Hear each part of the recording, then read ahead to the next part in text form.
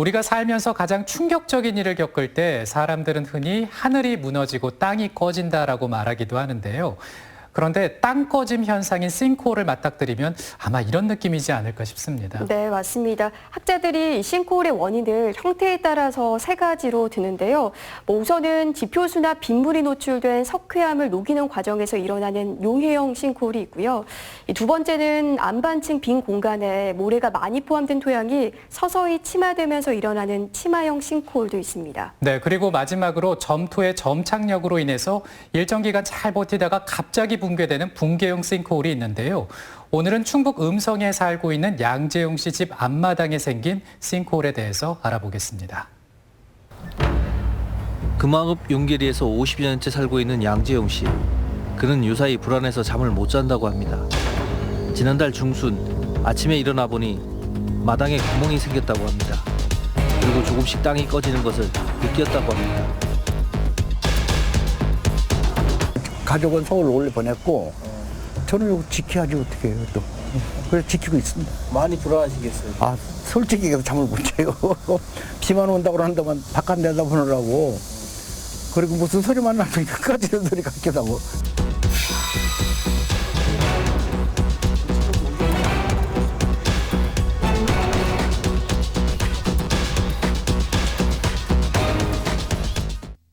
지난달 장마 피해가 컸던 음성 지역. 그러나 상기슭에 위치한 양재용 씨 집은 다행히 장마 피해는 없었다고 합니다. 하지만 장마가 끝나고 집 마당에 구멍이 생겼다고 하는데요. 아침에 나오니까 방금 비가 많이 왔잖아요. 근데 요만하게 분역이 났어요. 뭐냐고 이거 이렇게 쭉 자꾸 내려가요. 그래서 이제 읍에다 신고를 했죠. 뗏박질을 했는데. 양재용 씨는 마당에 구멍이 뚫린 것 외에도 집 외벽도 수년째 갈라지고 있어 조금씩 보수하며 살아왔고 집 주변이 전반적으로 침하되고 있다고 주장하고 있습니다. 이게 갈라질 정도면 좀 심각한 건데, 이런 거는. 여기 전부 내려앉네, 전부. 좀 많이. 집안 침하로 외벽이 갈라지고 집이 내려앉음에 따라 집 내부도 곳곳에 균열이 보이는 등 이상 징후가 나타났습니다. 이 주위가 여기 가라앉는 게 이해를 못하면서도 서서히 가라앉으니까 그건 뭐라고 말하기는 좀 어렵네요. 그거는. 가라앉은 건 맞는데. 집안 침하와 균열 등 이상 징후가 발생함에 따라 집주인 양재용 씨의 불안감은 커져만 가는데요. 이 주택 같은 경우에 지금 균열이 많이 가 있고 한 상태로 봐서 서서히 지금 집안 침하가 계속되고 있거든요. 그래서 갑작스럽게 붕괴되지는 않을 것 같지만 분명히 이제 이 집안 침하의 원인을 제거하는 대책들은 꼭 필요하고요. 집 앞 마당 외에도 집안 침하가 발생했는데요. 주택 뒤편의 과수원에도 커다란 구멍이 생겼습니다. 이번 요 가라앉은 건 이번 비에 여기 가라앉았고 네. 여기는 2, 3년 전부터 조금 가라앉더니 이 장마에 비가 그렇게 많이 왔는데, 그래도 이 물이 저쪽으로 다른 데 갔었으면 그냥 엄청 피해를 많이 줬을 텐데, 원래 비가 많이 오면 이게 흙이 유실이 돼가지고 저 아래로 다 계속 예. 피해를 주는 거거든요. 전에는 그랬어요. 예, 근데 그냥 물이 일로 다 들어갔으니까. 그런 게 없죠. 예, 이게 비 때문에 문제는 있는데 그렇다고 해서 물이 이렇게 흘러갔어야지 땅으로 들어가는 건 그거는 이제 문제가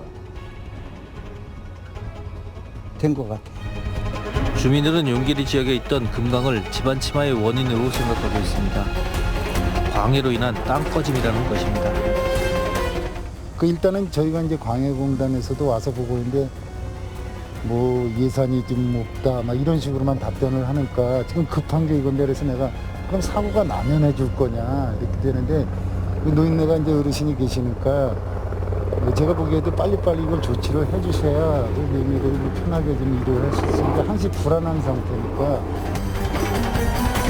금왕읍 용계리 지역은 고려시대부터 우리나라의 대표적인 금 강산 지역입니다.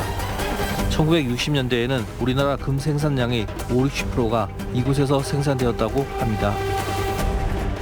원래 금왕읍이 뭐 전국에서 금이 가장 많이 채굴되던 옛날에는 뭐 전국에서 가장 생산량이 많았던 지역입니다. 금왕읍은 1997년 폐광 직전에도 연간 1,060kg의 금과 5,000kg의 은을 생산하였고 연간 매출액이 100억 원 이상이 되는 등 우리나라의 대표적인 금광 지역입니다. 이런 이유로 음성군 또한 광해로 인한 땅 꺼짐으로 추정하여 광해관리공단에 현장 확인과 복구를 요청하였습니다. 하지만 신고 직후에는 광해관리공단에서는 일단 무너진 지역에 대해서는 조만간 임시복구에 나설 예정이고 예산이 없어서 정밀 조사를 할 수 없다는 입장이었습니다. 그 민원인 거주하시는 곳 그 위치는 광업소 합숙소 자리였었거든요. 예. 그쪽 집안을 저희가 이제 2010년 정도에 시추 조사를 한번 했었었는데, 예. 한 흙이 한 30m 정도가 나와서 저희가 시추를 종료를 했었어요. 예. 네, 그래서 일단은 뭐 직접적인 원인은 광산 영향은 좀 아닌 걸로 판단이 되는데, 그래도 예. 워낙 불안해하시니까 그런 좀 추가적인 조사를 좀 해보려고 진행 중에 있습니다. 광해관리공단에서는 2010년경 조사에서 양재용 씨 집 부근에는 갱도가 없었던 것으로 조사되고 있고 집안 침하의 규모로 볼 때 광해가 아닌 것으로 판단된다는 입장입니다. 집안 침하의 규모는 뭐 여러 가지 요인들이 있을 수 있지만 이 지역 같은 경우에는 이제 과거의 자료들을 좀 살펴보면 광산을 폐쇄할 당시에 어느 정도 이 모래, 흙, 그리고 광미라고 하는데 이제 찌꺼기들 있죠. 이런 것들로 좀 채웠던 것 같아요. 그러다 보니까 상대적으로 침하의 규모가 좀 작아졌을 겁니다. 한편 양재용 씨 집에서 900m 떨어진 곳에는 꽃동네 소망의 집이 있습니다. 이곳은 지난 2008년 5월 집안이 붕괴된 곳입니다. 당시 조사에 따르면 집안 침하의 원인은 일제시대부터 1970년대 중반까지 운영하다 폐광된 갱도에 지표수가 유입되면서 침하작용이 일어난 것으로 추정했습니다. 꽃동네 무너지고 뭐 몇 군데 무너지니까 사람들이 이거 불안해서 어느 날 터질지 모르니까 자다가 터질지 뭐 낮에 터질지 모르니까 이게 정부에서 체계적인 방법을 해줘야 되는데. 그리고 양재용 씨 집 주변에도 예전에 집안 침하가 있었고 과거 광산이 있을 때에는 근처에 갱도가 있었다는 증언도 있습니다. 그래서 여기 본부거든요.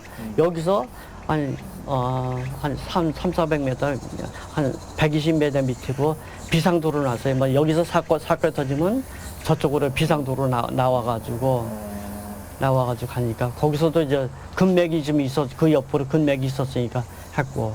주위에 한 200-300m 내에 금강들이 있었다는 얘기예요? 네, 금강이 최고 많았죠. 금이 제일 많이 나왔고.